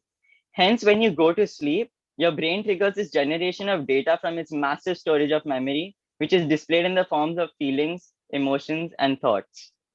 And those are just a few or more prominent theories. However, as technology increases our capability for understanding the brain, it's possible that one day we will discover the definitive reason for them. So I've come across common questions like, where do dreams come from? What does it mean if I have a dream where my teeth are falling out? And most of all, how are our dreams associated with behavior after we wake up? However, one of the prevailing scientific perspectives on dreaming is the continuity hypothesis, the idea that we dream about things that we experience while we're awake. So last night, I had a dream about football. Guess what I was doing before I went to sleep? Watching the Champions League highlights. Now, on the other hand, allow me to ask you a question. How many of you have ever had a dream about someone that you know? All right. Now raise your hand if you were upset in real life because of something that someone did to you in your dream, or if you were that someone for another person. Have a look. As stated before, dreams may be a replay of memories from your database of information in your brain. This may be a symbolic representation of what you feel and think of at that moment. Water is theorized to symbolize many emotions. Different states of water have been said to mimic varied thoughts. For example, muddy water represents sorrow, tidal waves would represent being overwhelmed, and clean and clear water represents psychological and emotional clarity. Fire usually reduces to distress, anger, or hatred towards someone, while wind generally represents quick and spontaneous changes that you recently went through or are still in the process. It's not uncommon to dream of death, especially of a loved one. It's also not rare to interpret these dreams as communication from the dead. However, this might seem too surreal for the technology that we possess today. Although to dream of your own death isn't a premonition, but rather a reflection of how you're coming to realize that life as you know it is coming to an end. Adding that it's not unusual to dream about death during things like moving, the process of quitting smoking, or making a career change. Now, have you ever wanted to ice skate across a snowy, wintry sky, grabbing bits and pieces of gingerbread, similar to the flakes of the snow that landed on your tongue? What about overcoming a beast in a nightmare and hopping between mountaintops, pacing through walls and barriers, or understanding and reading minds? Have you ever ached to hold the hand of somebody you adored and lost? I'm pretty sure that most of you want to fulfill your dreams and fantasies, maybe face your fears. I know that you long to control your dream and become that superhero you've always dreamt of being. This is where I want to show you how you can take the operative and lucid dream. It's the phenomenon of being aware that you are dreaming while you are asleep, claiming that the experience allows adventure, self discovery, and euphoric joy. Now, back then, when I was 7 years old, I had a recurring nightmare. I had a dream about this vast, barren wasteland, no trees, no buildings, no people. I remember being locked up in a rusty cage by the old, scary looking witch from Snow White, the one with the poisonous apple. I was terrified. That is why, as soon as I woke up, I ran to my mom and explained what the issue was as tears streamed down my face. I said, Mom, I need to tell you something.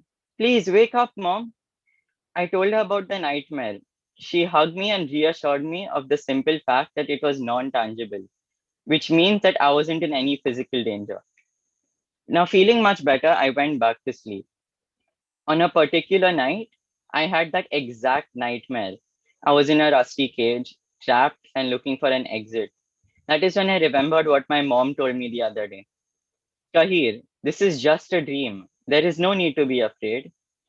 Now, intriguingly, that recall of thought did not wake me up.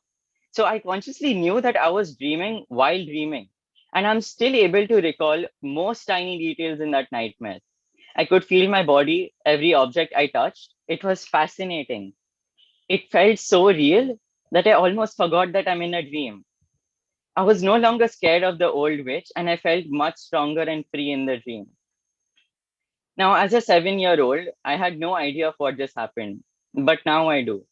These sorts of experiences are scientifically known as lucid dreams. Like normal dreams, they also happen to occur during REM sleep. While lucid dreaming, we are provided with this fully immersive three-dimensional hallucinatory experience. It's like you've been sucked into a world of your own. You own everything there, you decide what you want it to look like and feel like.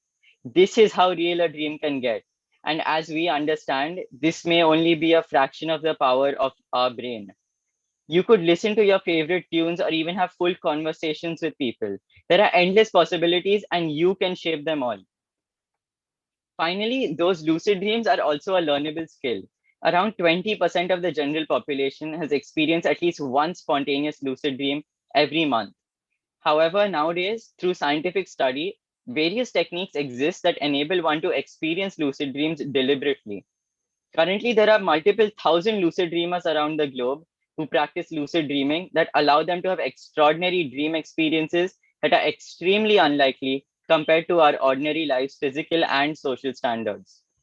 Now, once you observe and add up the features of lucid dreaming, you can see that a lucid dream acts as a fully immersive virtual simulation. Back in the days, when one would encounter a dangerous bear while awake, we would be frightened at the slim chance of survival. If we survived, our dreaming minds would pick up on those threats from our consciousness the following night and simulate the same threats in our dreams. This would allow for our dreaming mind to reinforce the neural circuits involved with the scripts and the expectations we require to effectively survive the next waking life threat. If you happen to encounter a bear the following day, the outcome may be slightly different. Now, in modern days, most people wouldn't really dream of a dangerous bear encounter. We would dream about something like an angry boss or teacher encounter, or a family member, or a friend, or whatever we need to cope with in order to socially survive. And through that same process, our dreaming mind picks up on those social threats and simulates those in our dreams in order to reinforce those related to schemas and scripts and so on. Now imagine turning lucid in those dreams and to consciously and reflectively enhance that function of psychological development and use the flexibility of the lucid dream to experiment with improved behavior, to learn from the lucid dream, so that then the next day, when you would wake up, you could implement those learning experiences and improve your waking life circumstances from what you have learned and experimented within your lucid dream to improve your psychological well-being. Now, just a note, I do not recommend lucid dreaming unless you are well researched and supervised by a professional. And to conclude, we still do not understand how our brain completes such magical tasks and how your actions affect our subconscious mind. However, as technology advances, we will be able to learn and comprehend what the brain can do. But until that time arrives, we'll just have to keep on dreaming. Thank you.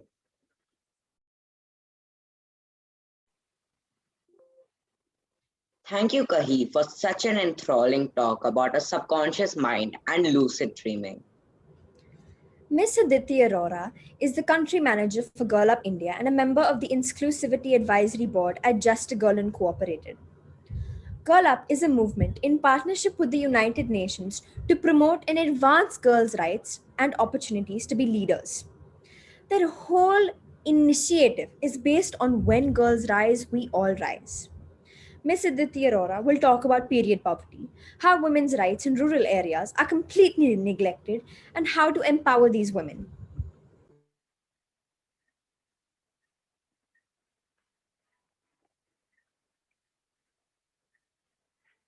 We are in year 2021 and are still talking about period poverty. We've developed superior space and nuclear powers, supersonic missiles, sent missions to the moon. We are even predicted to be the fastest growing economy globally. And yet, as a nation, we have failed our 355 million menstruating women. But before we get into talking about the data and the statistics and the how and the why, let's pause. Let's pause to think about how women like you and me still talk about periods in euphemisms. So every time I got a rupee for hearing, reading, and using words like Shark Week, anti-flow, down to describe menses, I would definitely have been richer than Mr. Ambani by now. Do we all remember smuggling pads to the bathroom like it's contraband, stuffing it into our pockets, or hiding it up our sleeves? How did this natural, completely normal biological process become so shameful that we cannot even talk about it openly? It reminds me of a certain fictional literary character from Harry Potter. The more we refrain from talking about it, the more power it gets. A cloud of shame and stigma surrounds the process, ultimately affecting not just those who menstruate, but entire economies and development of countries. So now the big question is, what exactly is period poverty? It's a phenomenon where menstruators are unable to access safe sanitary products like pads and cups, and are unable to menstruate with dignity because the stigma, ostracization, lack of wash facilities like private clean, safe toilets, water facilities, soap, and waste management systems. So the concept of period poverty actually goes beyond all of this to include educating and empowering menstruators on sexual and reproductive health rights so that they can make informed choices about their bodies. What is scary is that 71% of girls in India have no awareness about menstruation until after their first period. Only 12% of menstruating women have access to safe, hygienic, sanitary products. But what about the remaining one may ask? They use hay, leaves, ash, husk, sand, old rags, newspapers, cardboard, banana peels, chicken feathers. The list is endless. Using such unhygienic methods to manage menstruation can have serious health consequences like reproductive tract infection, urinary tract infection, vaginal infections, etc. When girls have no access to safe means to manage their periods, it results not just in poor physical health, but leads to other psycho-socio-economic consequences.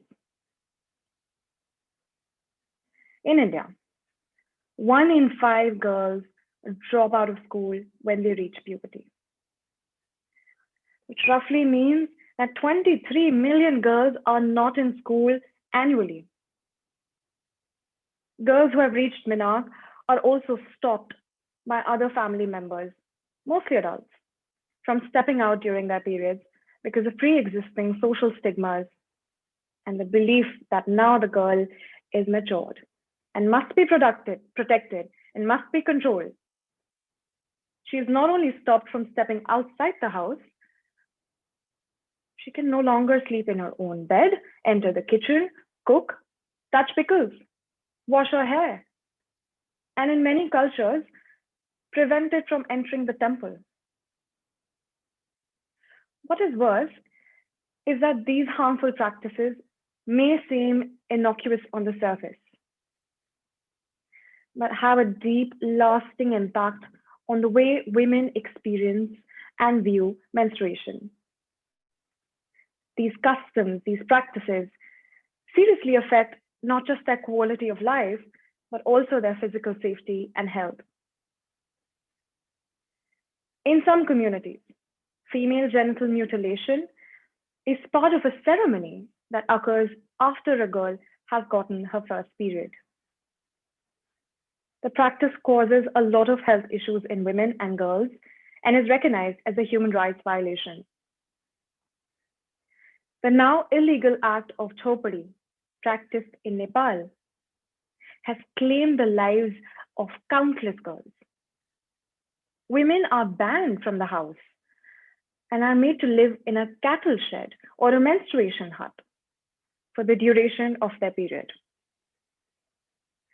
Girls have succumbed to death, either to smoke inhalation, snake bites, exposure to extreme cold, and even physical assault in some cases. In Malawi, menstruating girls are told not to cook with salt, because if they do, then people's teeth will fall out. Such myths and taboos only relegate and cement women's inferior status in the society. Now, period poverty is at the intersection of all of this. The stigma, the shame, the harmful practices, the ignorance, lack of awareness, and resources. But more than that, it is at the intersection of class, caste, race, gender expression, and geography. Now, we all know for a fact that period products are expensive. Even after lifting of the 12% pink tax by the Indian government, pads have not become as accessible as was expected. This is because even after removing the 12% tax, pads are still very expensive and beyond the purchasing power of families living beyond or below the poverty line. If given a choice, a menstruating mother would rather use scrap cloth than spend that extra money on her well-being, given her patriarchal conditioning. In addition to this, in a lot of families, the man controls the finances and often goes to the market to buy supplies and groceries. In such situations, it becomes embarrassing for the woman to ask either their husband, brother, father to purchase sanitary products. Let's talk a little more about how one's geography even exacerbates period poverty.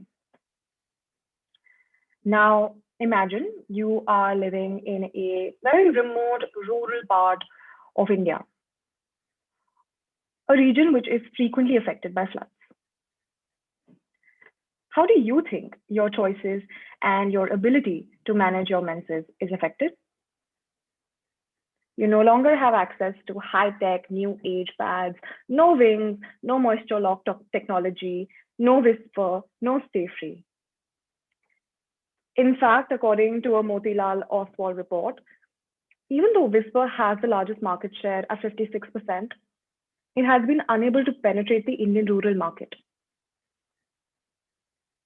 In a lot of situations like these, then the lack of access to sanitary products put women in vulnerable situations. In Kenya, for example, women are forced into sex in exchange for sanitary products. But it's not just menstruating women who are pushed into such circumstances, but trans, non-binary, and genderqueer people who menstruate are at an even greater risk. They lack acceptance because of how menstruation is intrinsically linked to the body. People other than females who menstruate lack social support, but also there is no infrastructure to help them manage their periods. Infrastructure in terms of products, infrastructure in terms of bathrooms, etc. Most men's bathrooms don't even have dustbins in the stalls, so they have to use a common dustbin, exposing them to ridicule, shame, and at times, even violence. The act of menstruation by trans people can be very othering because of the dominant discourse around periods. Talking about difficult situations, I'm reminded of Neetu, this young 13-year-old girl living in the Dholpur district of Rajasthan. Neetu was like any other young girl with hopes and dreams. She wanted to be a doctor when she grew up and was enrolled in a local government school. But unlike us, Neetu lived in a very small house with a dozen goats and sheep for siblings. The family owned a small hut where they stored fodder for the cattle and some wood. Electricity too was quite erratic in her village, and oftentimes Neetu was living in the dark. Because of her socioeconomic situation, Neetu was using scrap cloth to manage her periods. One fine day, she went into the little hut to change her cloth, which she kept there, hidden from her father and other prying eyes of the village people. Little did she realize that small insects and ants were swarming over her cloth. The next day, Neetu felt uncomfortable, but couldn't confide in anyone because of the shame and the stigma surrounding the female body. But over the days, as her pain became unbearable, she had to tell her mother about her condition. She was taken to the local hospital, but by then the infection was so bad that she had to be shifted to a bigger hospital in Agra. It was then that the doctors concluded that because of the unsanitary and unhygienic conditions, her uterus was infected, and it ultimately had to be removed to save her life. Think about it. Neetu was just 13 when this happened. And this could have been easily avoided. And when I see, when I read, when I think about all of this, I realize that there is still so much to be done to ensure that people can menstruate with dignity and with safety. The colored clubs in India are working very hard to create an ecosystem where menstruators are empowered and educated to make informed choices. Lakhs of rupees have been raised, thousands of pads have been donated, several petitions, campaigns, knowledge workshops, and events have been organized in the past 3 years. Our members have worked in flood-affected regions of Assam, the cyclone-affected areas of Bengal, the urban slums of Faridabad, Bhubaneswar, Raipur, Hyderabad, Mumbai, Coimbatore, and Delhi to educate girls, not just on menstrual hygiene, which of course is important, but they have gone beyond this to empower girls to know their bodies and exercise agency over it. Menstrual health and hygiene is a part of a larger context within sexual reproductive health rights and justice. And the conversation cannot really exist in silos without talking about sex, sexuality, gender, and rights.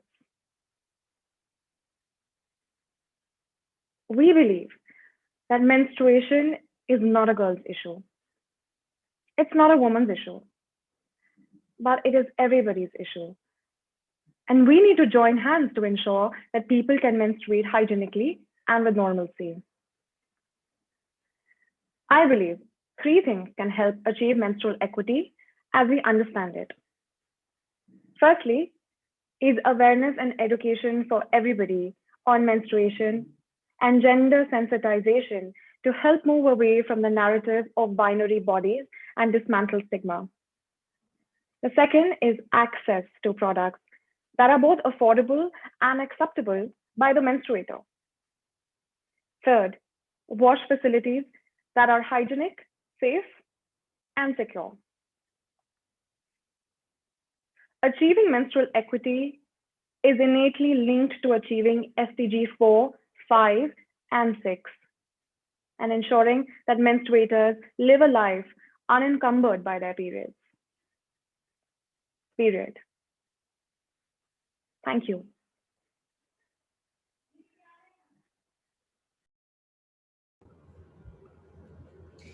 Thank you, Ms. Aditi Arora. We experienced a roller coaster of emotions through your talk. We are very fortunate to have you speak at TEDx Youth at RBKIA today. Aditya Badrinarayan is a grade 10 student who is an aspiring astrophysicist. He will address why dark matter matters and how the universe would be without it.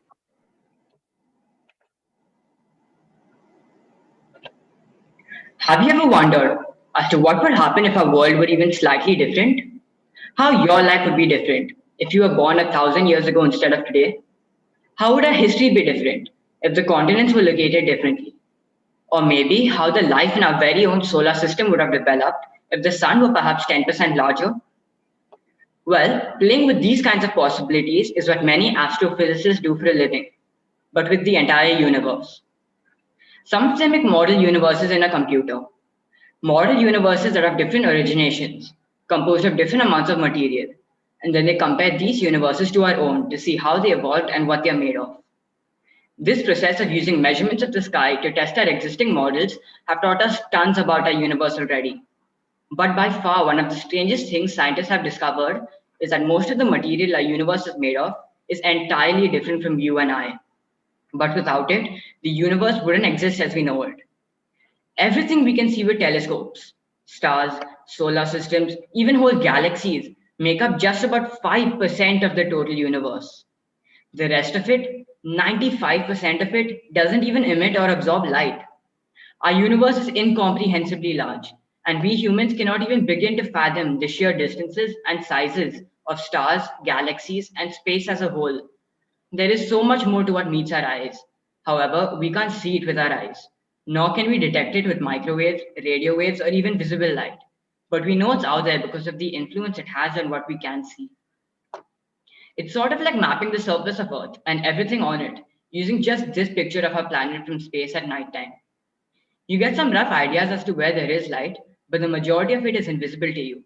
Everything from mountain ranges to people. Using these limited clues, we must infer as to what lies there. And we call this invisible stuff dark matter. Now, a lot of people may have heard of dark matter, although it still might seem abstract, far away, and probably even irrelevant. Well, interestingly, dark matter is actually all around us, probably in this very room as I speak. As a matter of fact, these dark matter particles are probably going through your body at this second. And that's because we're on Earth. and Earth is spinning around the sun, and the sun is hurtling through our galaxy at about 800,000 kilometers per hour. But this elusive matter just passes right through us. Now, how do we understand more about it? How do we understand its significance to our existence?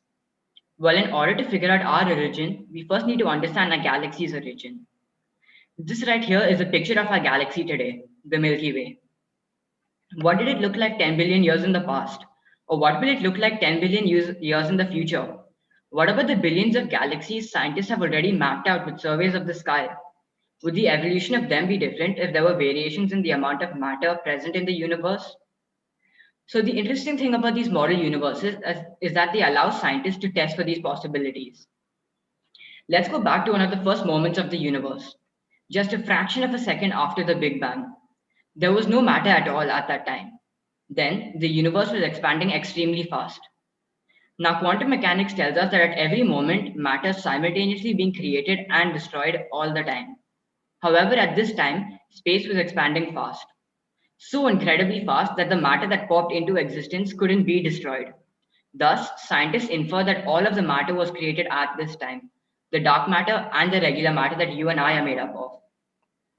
Fast forward slightly to a time after matter was created, after neutrons and protons were formed, even after hydrogen atoms were formed, around 400,000 years after the Big Bang. Our universe was incredibly dense and hot, but imperfectly smooth. This image shown was taken with a Planck satellite and is a map of the temperature of our universe in all directions. It's called the cosmic microwave background radiation and is essentially a footprint of our universe when it was young. And what we can see is that there were places that were a little denser and hotter than others. The spots you see in this image represent places where there were either more or less of mass in the early universe.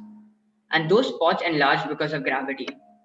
Our universe was still expanding, getting increasingly less dense over the last 14 billion years. However, gravity persisted and was able to pull more and more mass into those regions. All of this might be difficult to comprehend, so let me help you visualize it. Those computer models I mentioned allow scientists to test for these ideas. So let's take a look at one of them. This simulation, made by a research group, shows us what happened to the universe after its earliest moments. As you can see, our universe was pretty smooth at the start, but a few regions that existed contained more material. And gravity triumphed and eventually brought more and more mass into those spots that started out with some extra mass. Eventually, enough stuff clumps into one place that allows for the hydrogen gas to separate from the dark matter that it was originally mixed with and form stars, eventually forming small galaxies. Over longer periods of time, into the billions of years, these small galaxies merge with each other in spectacular fashion and increase in size to form larger galaxies, like ours, the Milky Way. But there's a problem if you don't have sufficient dark matter. If you don't have enough matter, those spots simply never get clumpy enough.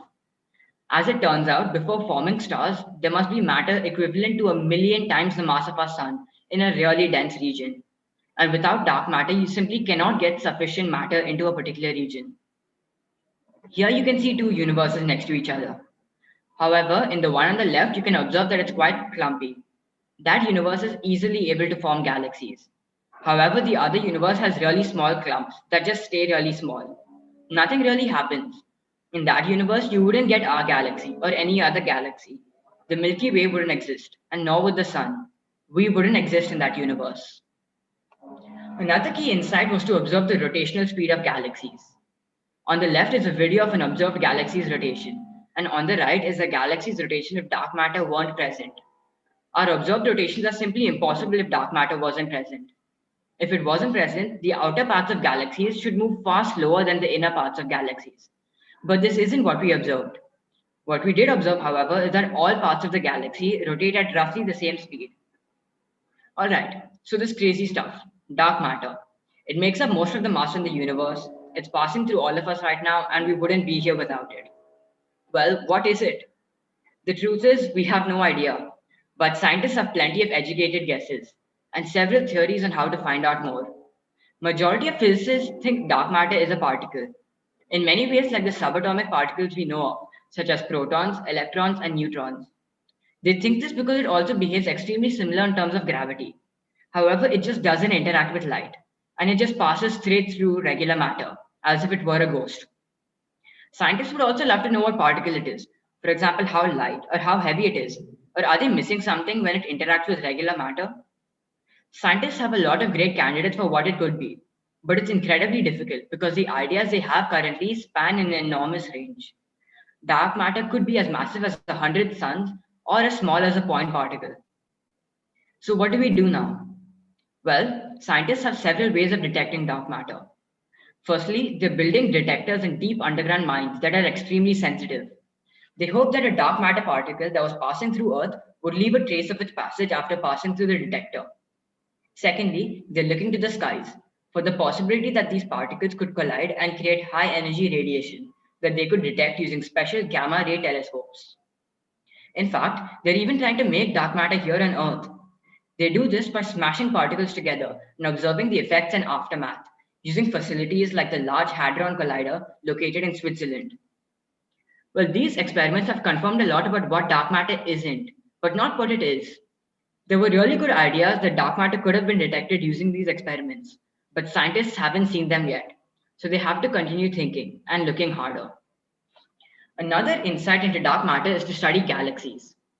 I've already spoken as to how our galaxy and many others wouldn't exist if not for dark matter. Well, similar models are also able to predict stuff like the distribution of galaxies in our universe, their evolution, as well as their movement. And scientists can test those predictions with observations from the sky. Allow me to provide you with two examples of the kinds of measurements we can make using galaxies. Firstly, we map out the entire universe using galaxies. A survey called the Dark Energy Survey has made the largest map of the universe so far. They measure the shapes and positions of 100 million galaxies that span over 1/8 of the sky. This map shows us a region of the sky and all the matter it contains, and is inferred by the light distortion from around 100 million galaxies. The light distorted from all of that matter was between those galaxies and us, and the gravity of that matter there is strong enough to bend the path of light, and it gives us an image like this. These maps allow us to infer the quantity and the location of dark matter as well as how it evolves over time. We're attempting to learn about our universe on the largest of scales, but it turns out even the smallest galaxies in our universe provide us with insightful clues. Well, why is that? Here are two simulated model universes with different variations of dark matter, cold and warm dark matter. Both these models show you a region around a spiral galaxy like ours. You can observe that there exists a lot of material around it, these small clumps. However, the model on the left has dark matter particles moving comparatively slower than the ones on the right. If the dark matter particles are moving quickly, the gravity in these small clumps is simply too weak to slow these fast particles down. So they keep going, never collapsing into these small clumps. Ultimately, you end up with far fewer of them than the model galaxy on the left does. And if those small clumps don't exist, we get far fewer small galaxies. In fact, if you could look up at the southern sky, you can actually see two of the small galaxies I just spoke about. They are the largest of these small galaxies that orbit the Milky Way, the Large Magellanic Cloud and the Small Magellanic Cloud. In recent years, scientists have detected plenty more, even smaller galaxies. So small that some of them have just around a few hundred stars. Compare this to our Milky Way that has a few 100 billion stars. That makes these tiny galaxies incredibly rare to find. But with improved scientific knowledge, we actually now know of around 60 tiny galaxies orbiting our very own Milky Way. These tiny guys are ironically some of the biggest clues to understanding dark matter, because simply the existence of these small galaxies allows us to infer that dark matter, whatever it is, cannot be moving very fast, and not much could happen when it interacts with regular matter. In the next few years, scientists hope to make far more accurate maps of our sky. They will help refine our models for not just galaxies, but the whole universe. Physicists are additionally making increasingly sensitive equipment to detect dark matter. But it's still a huge mystery, one of the biggest mysteries in science currently, and it sure is an exciting time to be working on this. Scientists have really clear evidence it exists, but will we actually find it and figure out what it is? Well, I'm optimistic, but it'll definitely lead to new insightful scientific possibilities and journeys. Regardless of whether humans discover what it actually is, I sincerely hope I've convinced you that the mystery of dark matter is really close to home.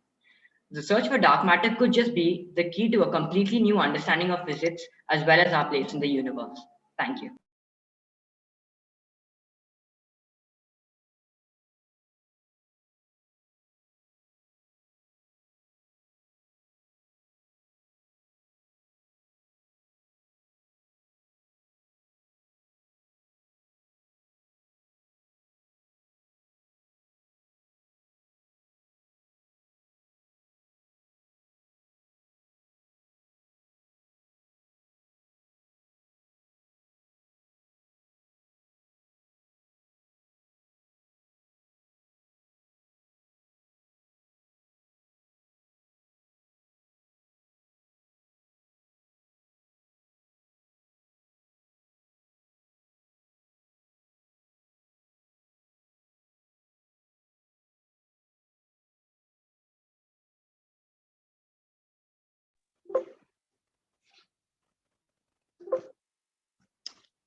Thank you, Aditya, for concluding this event marvelously. We truly loved your talk. Let's have a round of applause for our exceptional speakers. We would request Sanam to take over from here to express our gratitude and acknowledgements of this event. Before we conclude this event, we would like to express gratitude to those who helped us out in putting this event together. An event like this cannot happen overnight. A great deal of planning and execution has gone into preparing these amazing, talented, and dedicated speakers who stood before you today. These speakers were a central component of this event. Their confidence and ideas have resonated well in all our minds. First and foremost, we would like to thank our chief guest, Dr. Kruti Parekh, who enlightened us with her words of encouragement. We extend our heartfelt gratitude to Ms. Monica Saran, Ms. Shuchi Shukla, and Ms. Purva Sangvi, who guided and supported us throughout the organization of this event. A huge appreciation goes out to our speakers who volunteered to present their talks in our first ever TEDx at RBKIA. Now we move on to the unsung heroes of this event. Our TED team. The following people have been generous to support and help us by contributing their skills in organizing an event at a scale this large. Arasha's technical skill came in handy while designing our TED website. Ria Shade and Smera Balan's innovative ideas were useful in marketing and managing our Instagram page. Shruti Jairam's creative skills were appreciated in designing posters for this event. A big thank you to our co-hosts Shruti and Arav for entertaining the audience with their lively filters. This event would not be possible without any of you all. We thank our audience for taking out time out of the busy schedule to be here with us today. Lastly, I would personally like to thank Urja Hansraj, who co-organized this event with me. She has played a big role in getting this event together. Her commitment to organizing this event has been impeccable. Thank you so much for everyone present here today and everyone who helped us organize this event. We hope you had a great time. Thank you.